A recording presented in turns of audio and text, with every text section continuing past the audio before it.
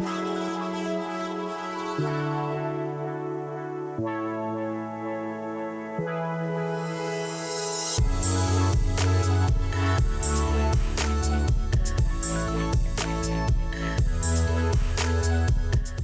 and welcome to Age Friendly Chelmsford. This is Debbie Suriani. I'm the director at the Chelmsford Senior Center, also the co-chair of the Age Friendly Committee. We have my co-host, Lisa Maroney, the Business Development Director in town, and also a member of the Age Friendly Committee and the lead of the Employment and civic participation domain. Yes. And we also have another member of our age-friendly committee here as a special guest today, Deputy Chief Colin Spence. Good afternoon. Hello, nice to have you. Nice to be here. And we also have Officer Matt Fernald here. Good afternoon. Thank you for coming. We appreciate you coming. Deputy Spence, you've been on our age-friendly committee for maybe a year now, almost a year. Over a year. Yeah, okay, all of it. And it's been wonderful to have the partnership of the police as part of our planning, as part of our implementation of our action plan. And we have a special program that we're trying to highlight today, and it's called SafetyNet. So we're going to talk a little bit about that now. So I'll just take that and run with it, Debbie. Thank you for the intro. It's great to be here again for another important episode. And when we talk about seniors, one of the highest priorities is safety. Safety for the seniors and their quality of life, and that's the point of Age-Friendly Chelmsford, livable for everyone. And so, Deputy Chief, could you just talk a little bit about how this program came about, how you learned of it, and how it got started here in Chelmsford? So how I learned about the program was that our canine officer, who goes throughout all of Massachusetts on call-outs to search for missing either people with some sort of mental cognitive issue, elderly. It's a wide variety of different aspects that this will handle. And he basically brought it up that, we've had some very good saves of people's lives using this device. And then I started researching it, and I applied for a grant to try to get grant funding. Unfortunately, it didn't qualify for the grant funding in the end, but then the town manager, Paul Cohen, came up with the funding to fund the program and fund all the purchase of the bracelets and all the devices and everything that we needed to get the program up and running. So we have a bracelet today to show, right? And what it looks like? Yes, we do. So it's kind of a small, very simple device. It comes with one battery. The battery is something you would see in like a keys for a car. It's a small flat battery, and it lasts upwards of a year. And what this does is constantly transmits a radio signal, and we have the receiver here. So if someone goes missing and we get the call in a reasonable amount of time, we start responding to the scene with this device. We'll put an antenna on top of the police car, and this device will start transmitting a beep sound. And each device transmits on its own frequency and has its own ID set to it. So you set the frequency, the ID will pop up in the corner, and you try to get closer and closer to the signal. It'll get stronger as you get closer, so that antenna we put on the police car goes for about 2 miles. And then once the signal's strong, we kind of realize where the person might be, and we can get off on foot. And we have a larger antenna that it can point us in the correct direction of the person. Right down to the exact precision of where the location is of the person. Yeah, right? so the signal just continuously gets stronger until we're right on top of it. And the bracelets, it sounds like the bracelet's specifically assigned per person. Yes, like, so for that person. every bracelet is on a different frequency, so it transmits on a different frequency, and it has its own unique identifying number. Interesting. And waterproof, or can you wear it 24 hours a day? Or? Yes, so it's designed to not come off. So in addition to elderly with cognitive disabilities, we use this for people who have autism, who are nonverbal and different levels of that. And it's designed to be non-tamper-proof, so there's a little plastic clasp that will keep these together. And it's designed to be worn continuously. The only time you're supposed to take it off is to change the battery. And each device comes with this little box. And inside the box is a battery tester, and you hold the device over the battery, or hold the battery tester over the device, and it'll blink red. That means the battery's functioning. And if it doesn't blink red, it's time to change the battery, and every device has its own. And like I said, it's the small battery, so we will obviously replace it.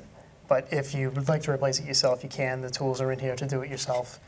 And you can get any battery like this. Yeah, it looks like a CES. common button battery Yeah, or so it's whatever. nothing proprietary Yeah. about this. Go ahead, Debbie. Oh, so the age-friendly part about this one is we've already paid for these. So we have some available at the police station for folks to call and ask for. How many have we placed so far? So far, we've placed 13 since we started the program probably about 6 to 8 months ago. And we just ordered another 5. And there's no cost to the public. You call Officer Fernald or Officer Brady, and they will come to your home. Or if you come into the station and bring your loved one into the station, we will provide it at the station. And we teach you how to put it on.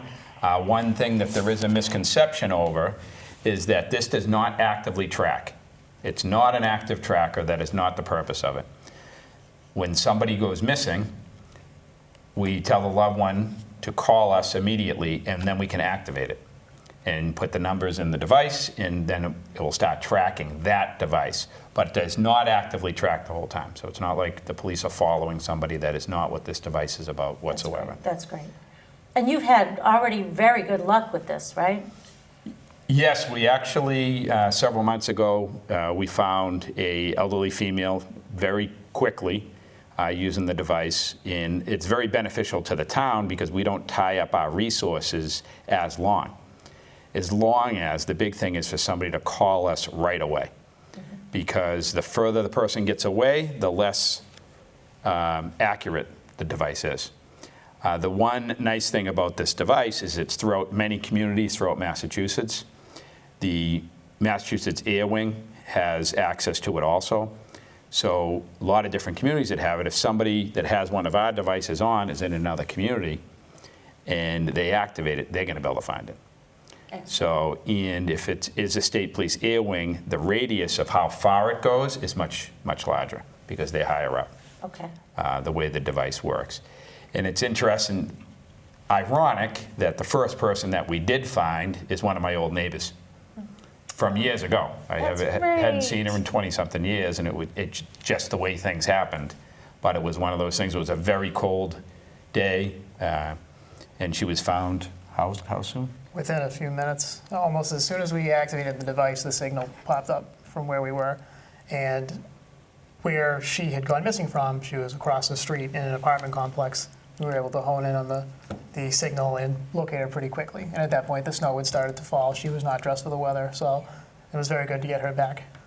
That's wonderful. I love that. That's such a great I love that. story. That's a great success story, and exactly what we talk about in trying to make the community livable. And this amenity is very, very important. And as you said, for seniors or other people that need an extra layer of protection and personal safety, they're welcome to call or consider the program, or to just ask questions if they have any other questions about it. But I like that the wrist bracelet is specific to the person, and that if there is a concern, then you plug in the number that's assigned so that you can figure that out. Does the person that's wearing the bracelet feel anything or any beeping or anything like that, that they know it's active? Nope, it's just kind of sits just like it is right That's here. it. It doesn't make any noise, doesn't vibrate. All it does is kind of just sit in your wrist, and it's very light. Yeah. It weighs much less than a pound. And some people have even put it on an ankle. I was I was just just, going to ask. Yeah. I was gonna ask that too, like if it could be. because some people might Could you fiddle forget with about it it? or You whatever. wouldn't, I like, could wear fiddle with watches it. like myself. I don't want Yeah. to have something on both of my wrists. Yeah. So we have put it on one or two. Especially And- with some folks who are autistic, get kind of Yeah, uncomfortable they with get certain fixated. textures or Yep. things, or, Exactly. you know. Yeah, and you had mentioned it's in other communities. Is this, I had tried to, I looked up the SafetyNet, but I saw other types of programs. Is the SafetyNet, it's safetynettracking.com is the website, and is that the majority website that's used by the communities for municipal use? As far as we know, yes.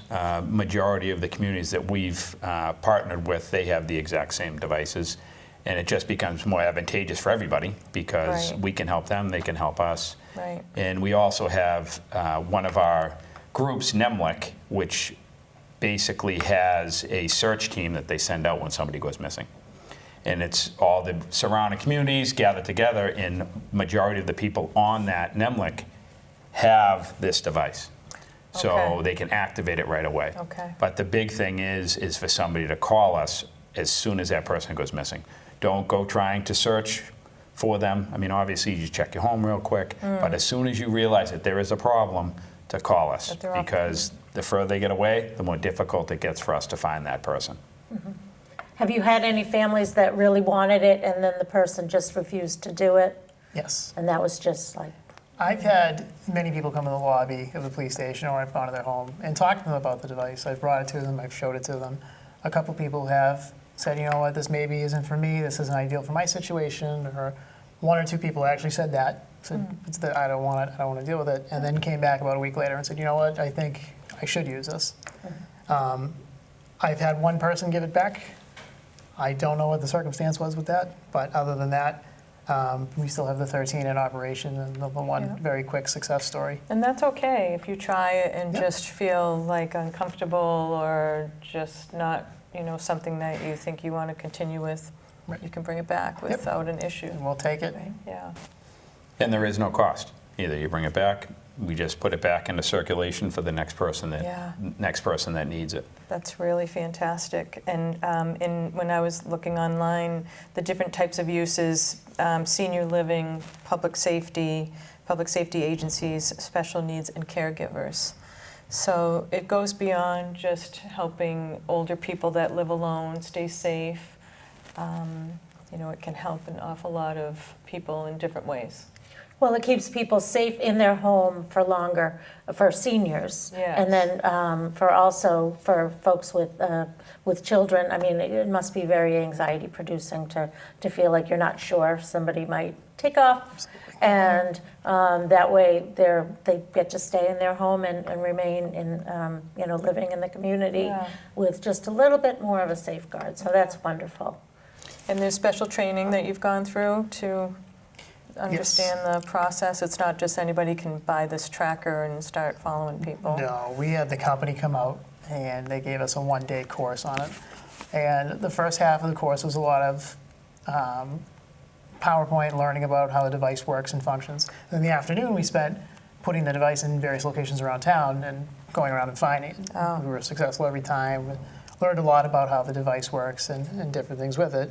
And we also learned that, so like I said, all these devices are unique and they have their own serial number. Now, if I was to open the back of this, where the battery is, inside it's going to list the frequency and the ID number. So say I found someone walking down the street and I noticed that they had this bracelet, I'd be able to look at that ID number, go into my paperwork or the computer file and figure out who they were. Yeah, that's Oh, In the that's fantastic. event that someone was not excellent. reported that's missing. great. Yep. Yeah, really wonderful. great. Wonderful. Very important. So you were also at the senior center just recently. We had Officer Ozzie, and we had some police officers come and visit. Quite a bit of police officers came and visited. That was wonderful. Tell me a little bit about what are the main concerns that seniors have right now that they came to you about? I think one of the major concerns are the computer crimes and the phone crimes.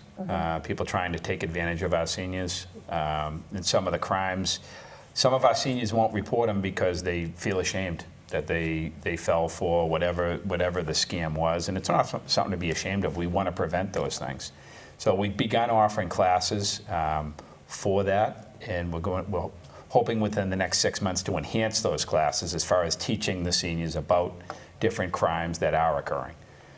Because let's face it, we're all going to be there someday, right? So Well, it happens it's one of to those- so could many happen people to- who aren't Yes. seniors too. I mean, Yes. it's really, they're very intelligent people who have studied how to Human behavior, they know our Exactly, responses. exactly. You know, And I think maybe the difference between seniors and the new generation is that they grew up in a time where there was a lot more trust. You'd open the door to somebody and let them in, or you'd talk to them for, you'd answer the phone. A lot of times we don't even answer the phone now. We're like, well, we'll see who might be on there Right, first and yeah. screen it. It used to be you'd pick it up, hi, how are you doing, blah, blah, blah. Yeah. And, it was just a different culture. Yeah. And so that may be why, seniors are more targeted as well. So what are some of the scams that are going on right now that are of concern? The one that we dealt with recently that's been pretty significant was somebody will call up demanding money. Usually it's a bail for a grandchild. They'll have the information about the grandchild. They'll send somebody by the house to pick up the money, a courier, and the courier shows up at the house. The grandparent gives the money, and they never see the money again. And it's not that's not how bail works. That's not how it's ever worked. But people, unfortunately, that's happened. That's a problem that we've been having recently. Now I heard this, and I don't know if it was a rumor. They said, somebody told me that AI can really be used to duplicate your grandchild's voice pattern and actually sound like you're, somebody calling you. Yes. Have you Yes, that experienced is one of the issues that we have is the mimicking of the voice, or if they have a recording of the child's voice. Okay. That is another issue that we have. And what I would recommend is just to call the police right away. And that's why we're trying to get the word out. If somebody calls you with some sort of request like that, call us right away. And if they're telling you not to call the police, that's a problem right there. Yeah, That's a red or flag. if they need something immediately is Exactly. a red flag. Same as emails, right? If someone's asking you for something immediately and they're asking for money and they're saying there's some kind of danger involved, then it's likely, But I mean, you're not going to be angry if somebody calls you and asks you about something and it is legit. I mean, No, absolutely not. so there's really there's no downside of just calling and saying, hey, what do you think about this? Some people call the senior center and ask as well. Or Yeah. they'll bring a piece of mail in and go, this really doesn't look right. What do you think? And, we've been able to let them know, let's look it up. Let's check out Snopes.com and or we'll call you all and ask. And we really don't mind that at all. We'd love to have, people ask rather than suffer. Yeah, there's right? no reason to be ashamed or embarrassed. I think if I heard my son's voice on the other end, you react to that, but there's really no reason to be ashamed or embarrassed to think that you got caught up in a scam of some type because, genuinely you're a good person and you react and respond, but I think the side of it too is that some seniors feel like, oh gosh, there must be something wrong with me. Maybe they're going to put me away, right? I Yeah. mean, isn't that a real concern of and that's people? not what we're there for. Yeah. Yeah. We would rather people reach out. A lot of times we will send an officer by the house to speak with you, and it's all about engaging with the community anyways. I mean, that's what we're here as a police department for. And, our interactions with the elders and everything else are normally great. When we put the bracelets, when people have called us for that, it's actually sometimes a pretty funny interaction, in the end. But it's all about making those connections and partnerships with people. Right. And the other part is once you all know about a scam that's going around, you can alert the rest of the community. So really you're doing a service. If you call the police and say, hey, I'm kind of worried about this, it might be something new on their radar, and then they can start alerting us. We can start letting folks know in our newsletter or in flyers and things like that, and let people know that it's something they should be alerted to, right? Exactly. Yeah. So it is really helping people. So when I'm thinking about people who are a lot more, even me, I grew up in this area, and I left my door wide open. I leave my cars wide open. that's something that's been going on too, is like there have been more thefts out of cars, right? That is a big problem that we have, and what we normally tell people to make sure you lock your car doors, because that is normally what is happening. They're just pulling the door handle. If it's unlocked, they're going to take whatever they can grab quickly. If the door's locked, normally they're going to go to the next car. It's part of target hardening that you want to make sure that it is as safe as possible as far as your car, and you just lock all the doors, and normally they're just going to go to the easiest thing to get into, another car, the next car down. And that's normally what we find. They're not breaking windows as much. They're not, stealing the car. They're going quick, getting what they can get. What are they looking for usually? Usually it's loose change. If there's a laptop or some sort of electronic device, something that they could pawn quickly, they're going to grab that. Anything that is easily accessible right in front of them. So that's really a good reminder for all of us to put a little alarm on at 5 o'clock at night, go out and lock your car, or just get in a good habit of locking it when you leave it. And that's a whole new Even if that's it's a in whole the new thing. driveway, right? Even if it's right near My your car. dad always kept his keys in the car. He was just like, oh, then I know where they are. That's how it was. Not anymore. Not anymore. Oh gosh. So the training that you've been doing, you're thinking about trying to continue that training sessions, and We're thinking about starting to push out more as far as the computer crime training and the phone call. We're probably going to merge it together so people can attend one training and get both. Usually they're a half hour to an hour, so it's not something that's going 4 or 5 hours. That's just not effective for anybody. So normally it'll be about probably an hour is what most of the trainings. and that type of training is good to just have anytime, every year, once a year, just a refresher, just Yes. to feel comfortable with it, and not, you have to get rid of that stigma of being embarrassed, not talking about it. That doesn't really help or solve the issue. It's the same with the computer training that we get Yep. for the municipality, that we're always getting refreshed every Oh my gosh, we have to do continually. new cyber training. Every 12 weeks, we get training. Yeah. Remind us all the time. You haven't done your cyber training yet. Yes, I know. yes, it's constant. So I think the sessions that you're doing are really important. Well, the one thing with the training also, we learn more about what's going on. Because during the training, somebody might say, well, this happened to me the other day.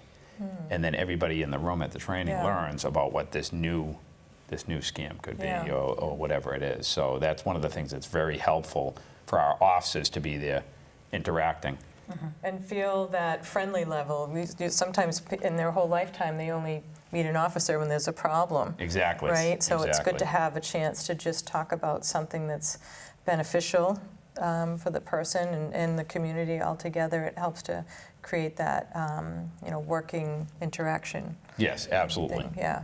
I know we'll be doing some workshops at the senior center, and those will be in the newsletter in the coming months. Maybe the early fall, or is probably when we'll be doing them with you. And maybe another coffee with a cop. We love those. Yeah. Those are great, especially officer Officer hours. I was waiting for that, yes. I'm a dog person. Your newsletter is becoming a newspaper. It's got so much information in your newsletter. Yeah, we have 12 pages now. Yes, it's well, getting we bigger. never had enough room for all the things we do. Most people at the senior center walk in for the first time and they say, "Oh my gosh, I've never realized there was so much going on here." Yes, there is It's an kind awful of a lot well, going we on. call it bustling or chaos, depending on the day. But no, it's a lot of fun. We have a lot of things going on there, and a lot of people working to make it a welcoming place. And having you there has been wonderful in making the community a more welcoming place too. Well, thank you for having us. Just having Definitely. anytime. We like having you there for coffee rather than calling you 911 and having you come then. So, so what else is on the horizon now? We just have a 1 minute left, and like, what else is on the horizon going on?